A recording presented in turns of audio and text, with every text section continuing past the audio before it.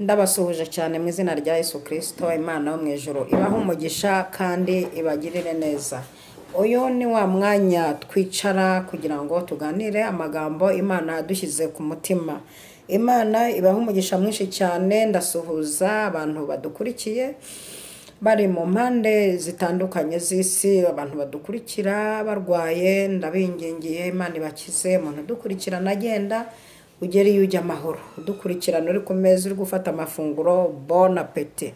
Wowe kandi udukurikira uri muri situation itakoroheye, ibikomeye byose Imana ibyoroshye. Imana ibaha umugisha. Rero aya ni ya masaha tuganira amagambo y'Imana. Uyu munsi nabateguriye cyangwa umwuka wera muri gihe yabateguriye ibintu bikomeye, yabateguriye ibintu byinshi yashyize ku mutima wanjye. Imana itugirire neza cyane.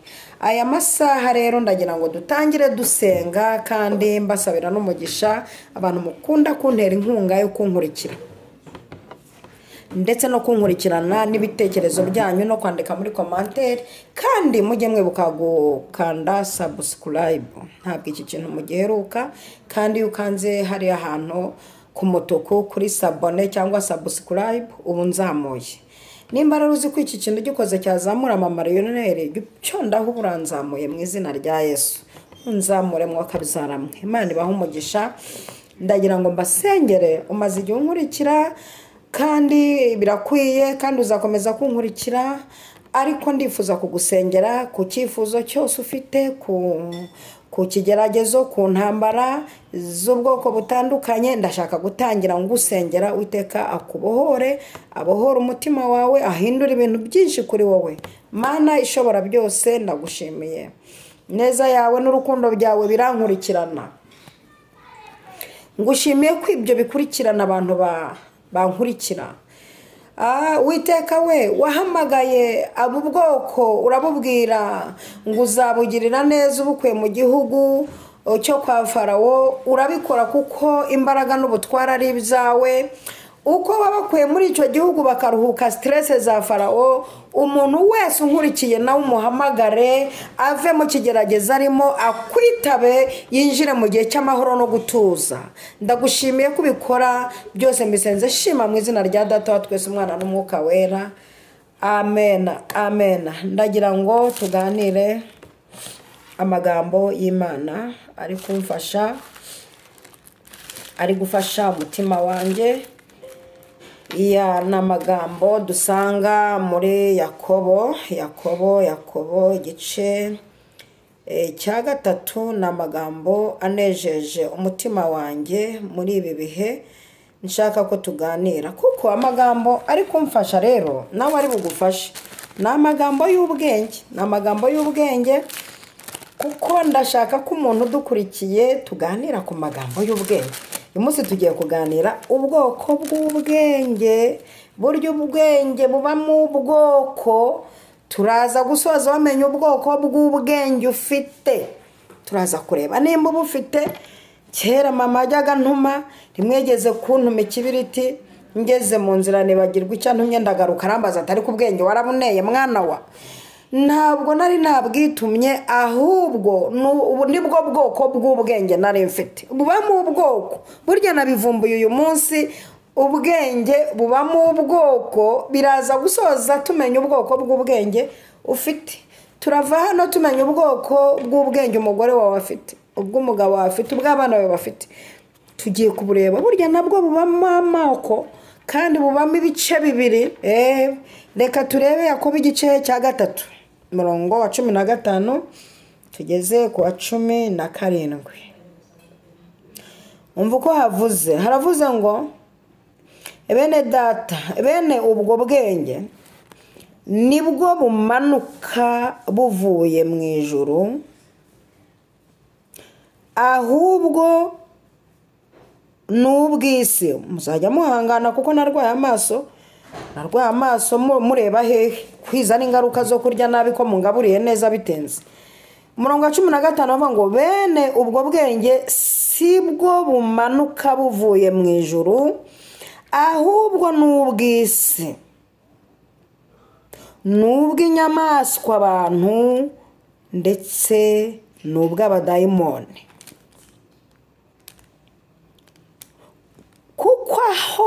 amakimbirane n'intonganya biri ariho no kuvurungana kuri no gukora ibibi byose. Murongo wa 17. Ariko ubwenge buva mu ijuru irya mbere buraboneye kandi n'ubw'amahoro n'ubw'ineza, bwemera kugirwa inama, bwuzuye imbabazi n'imbuto nziza, butarobanura ku butoni kandi butagira uburyarya. Tugireho kuganira kuri ubu bwenge bubamo ibyiciro bibiri. Icyiciro cya mbere kiri ku murongo wa 15, icyiciro cya kabiri kiri ku murongo wa 17. Ni ukuvuga ngo iki cyiciro kibanza kiri mu bwoko bw'ubwenge bubi. Uzi ko habaho abantu bafite ubwenge bw'inyamaswa, ubwenge bw'ubunyamaswa bwa kinyamaswa, bwa kinyamaswa, ngo ubwo bwenge ngo n'ubwenge bw'inyamaswa bwa kinyamaswa. Ngo inyamaswa abantu we, ubwo nabwo kandi Bibiliya yavuze ko ari ubwenge, ngo ariko ubu bwenge bwo ngo buva mu isi, donc ubwo buva ikuzimu.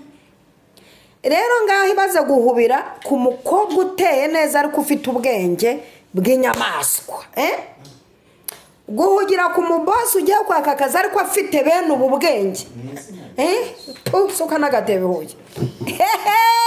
Imana ikurinde ibyo bintu, ikurinde abantu bafite ubwo bwenge bw'inyamaswa. Ubu hari abantu bagiye badindizwa mu buzima, iterambere ryabo ridindizwa n'abantu bafite ubwenge bw'inyamaswa. Abantu ukagira gutyo ukaba watunga umuntu mu rugo utazi ko afite ubwenge bw'inyamaswa. Abantu ngo bene ubu bwenge ngo buva ikuzimu. Kandi ikintu kimbabaza nuko bwose bwitwa ubwenge de, kuki Bibiliya itavuze tageze hano ngo ivuga ubugoryi, ikanga ikavuga ubwenge ngo bw'inyamaswa. Abantu kabiri ngo n'ubwenge ngo bw'abadayimoni, bwa kidayimoni. Turabaza abantu bibitseho ubwenge bwa kidayimoni, muze kumfasha kubyumva. Hari igihe usanga ku kigo cy'amashuri habaho umuntu bafite ubwenge bwa kidayimoni, ugasanga umuntu yibitseho ubwenge bwa kidayimoni kandi bukora ibintu by'ubugome, kandi nabwo ugasanga ubwo bugome uburyo bwateguwemo n'ubwenge, bwateguwe mu bwenge. Buranga kugira ngo ufate umuntu nka mamariyoneri, icya mbere usenga akerekwa, icya kabiri ufite imyaka y'ubukure, icya gatatu uvuka i Butare aho bavukana amashuri 3 yisumbuye, icya kane usengera muri ADPR ahantu berekwa banakanuye. Uyu muntu kugira ngo umufatishe umugirire nabi bisaba kuba ufite abadayimoni ariko basapotinzwe n'ubwenge bwa kidayimoni. Ubu rero aka kanya amasanga bamagaze ku maguru yanjye abiri, nsenya nkubita ndimbura nubika nandagaza shwiragiza hondagura mirika ndandura vanagura shwiragiza. Ubu bwenge bubiri ndabushenye. Ubu bwenge bubiri mbuvunnye umugongo. Ubu bwenge bubiri ndaburoboye. Mani kurinda abantu nk'aba bafite ubu bwenge bubiri bwa kidayimoni n'ubw'inyamaswa. Abantu ibasohore mu buzima, ibasohore muri famiye yawe, ibasohore mu iduka ryawe, ibasohore. Kurinda abakozi bo mu rugo bafite bene ubu bwenge bwa kidayimoni n'ubw'inyamaswa. Abantu kuko ibi bintu babikora n'ubwenge ngo barabufite bwa kidayimoni. Iki kintu nzakinonosora nitonze. Reka nigire ku bwenge buva mu ijuru. Nigira ku bwenge buva mu ijuru. Ubu ngubu nibwo nshaka umusore uri kurambagiza, ndashaka kukurangira ubwenge uzareba. Ubwiza sava Munyarwanda yavuze ngo ubwiza bw'umukobwa mu mugezi bwami, ariko ubwenge nibwo bugena igihe azahamara. Ubu bwenge buva mu ijuru rero ndashaka kukubwira uburyo bukora umuti. Ubu bwenge ni ubwenge 8. Ngiye kubuvuga nihuta. Nimushaka ko ibi bintu nzabirambura muze kubinyereka muri komanteri, mumbwire muti rambura ubwenge. Burambure twabwumvise. Ubu bwenge 8 ngiye kuvuga buva mu ijuru. Ndifuza ko abana wabyaye babugira. Ndifuza ko wigana mu ishuri n'abantu babufite. ndifuza ko ushakana n'umuntu ubufite, ndifuza ko wigishwa n'umwarimu ubufite, ndifuza ko uyoborwa n'umupasiteri ubufite, ndifuza ko umukuru w'isi babugira. Ubu bwenge cyambere ngo buraboneye, yewe data we, buraboneye, ntacyo, nta mwanda, nta kavuyo, nta mbereka, buraboneye, nta ruvangavange. Ikintu cyambere ubu bwenge buraboneye, ubwenge buva mu ijuru, buraboneye, ikintu kiboneye we.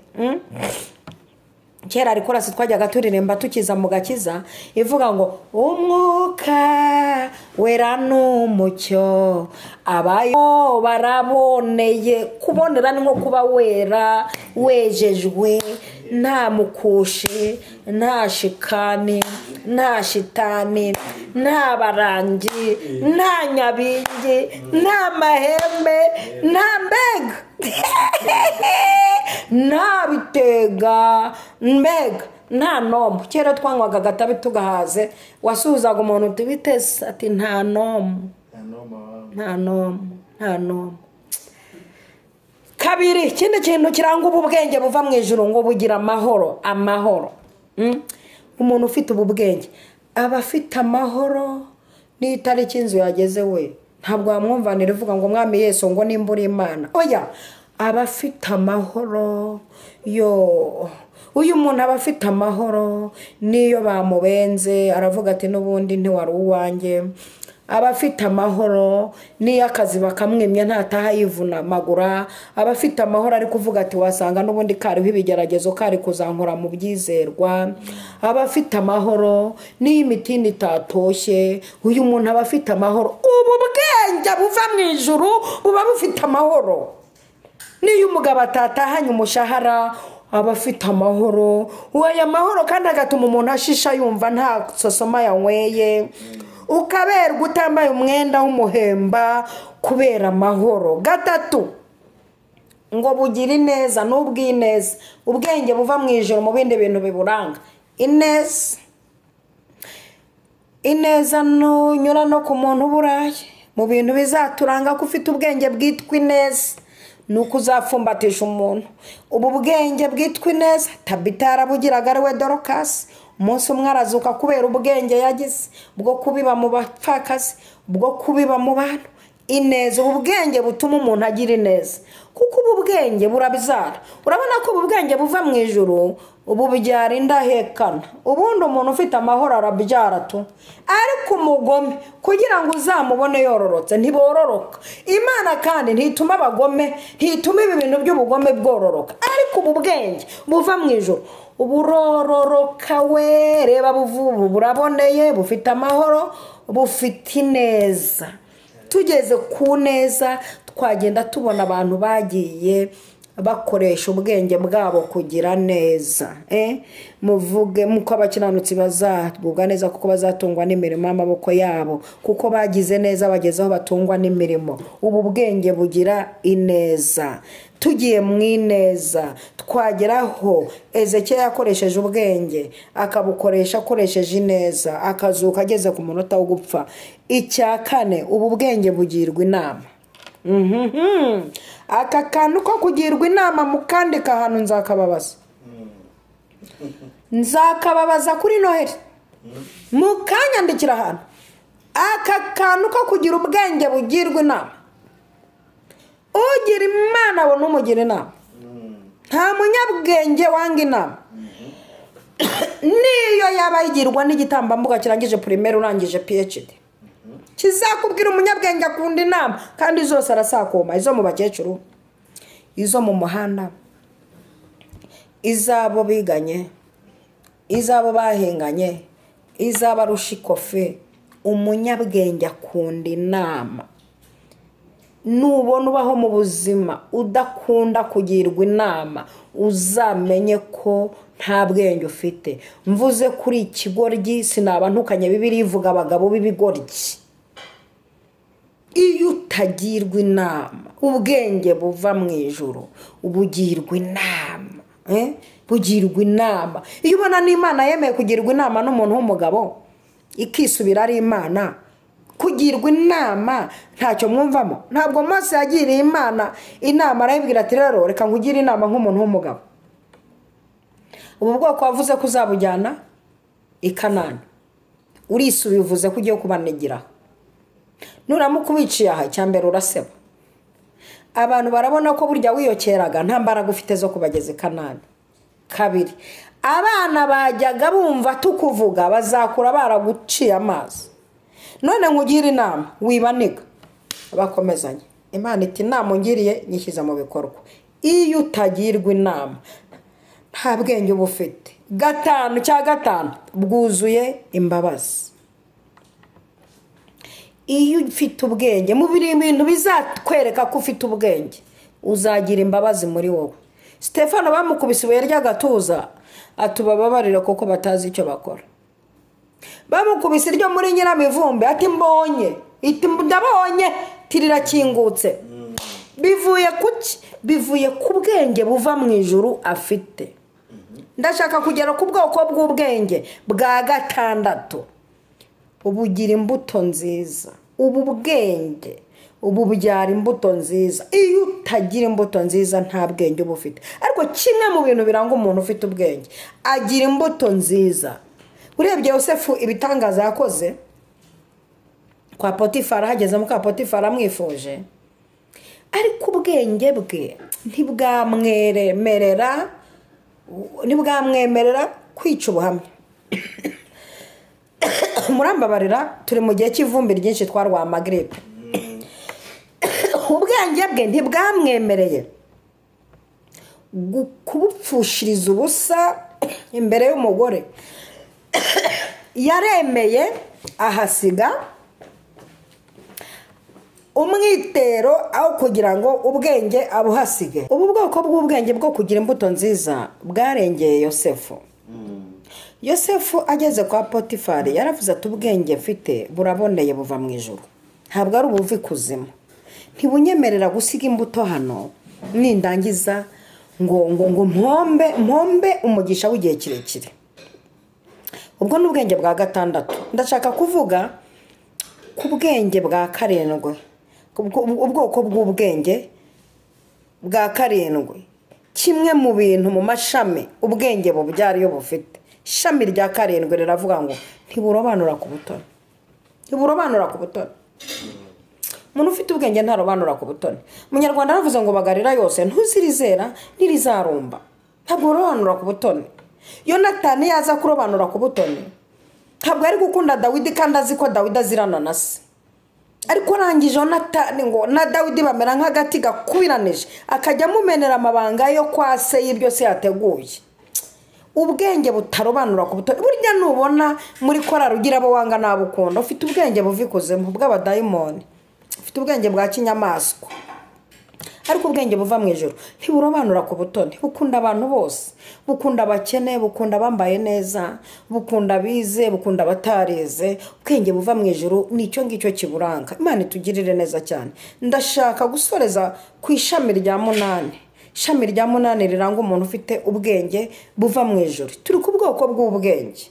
Nkundira mu minota mike nsigaranye tugiye gusenga mvuge kuri ubu bwoko bwa 8. Ubu bwenge umuntu ufite ngo ubu bwenge ntagira uburyarya, ngo ntibugire uburyarya nuko Bibiliya yavuze.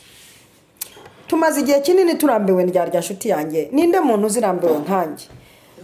Ninde muntu urambiwe ndyarya nkanjye ngo yandike muri commentaire avuga ati ndazihaze pe? Turambiwe aba banyabwenge bafite uburyarya. Bibiliya iravuze ngo ubwenge bumanuka, ngo buramanuka. Uzi ko ubwenge twize hari ubumanuka hari n'ubuzamuka. Twize ubwenge bumanuka, twize n'ubuzamuka. Ubuzamutse dusanze ari buke ariko bubi. Ubumanuka ni bwinshi kuko buramanuka buva mu ijuru. Ubu bwenge bumanuka dusanze harimo n'ubutagira uburyarya. Wasanga hari ufite amashami 3, aya ngaya 5 yarayahusheje nayo yashyireho. Ntibugira uburyarya. Duhaza indyarya zitugurira brushete zituryarya. Duhaza indyarya ziduhobera zitubwira ko zikunda ngo amavuta turimo. Hari abantu rero bazi ubu twebwe rero abakozi b'Imana tugira ikigeragezo cyo gukundwa n'indyarya, tukaba turi gusenga natwe ngo Imana iduhe abantu bataturyarya. Dufite abantu bameze nk'abafana batubwira ko badukunda ariko tukabura ibimenyetso by'urukundo. Tugasanga bagera hirya wahura n'ikibazo tugasanga muri komanteri nibo bavuze bati twarabivuze. Awa ubwenge buva mu ijuru ntabwo bugira uburyarya, nta ndyarya, nta buryarya. Ubu bwenge buva mu ijuru cyangwa Imana ikaguha abantu niyo baba babiri gusa ariko batakuryarya. Imana igukureho indyarya mu izina rya Yesu Kristo. Twinjiye mu masaha yo gusenga, turabanza dukubita umwuka w'ubu bwenge buzamuka buva ikuzimu, bwamara kugera mu isi bugahindura abantu inyamaswa, abantu bugahindura abantu abadayimoni.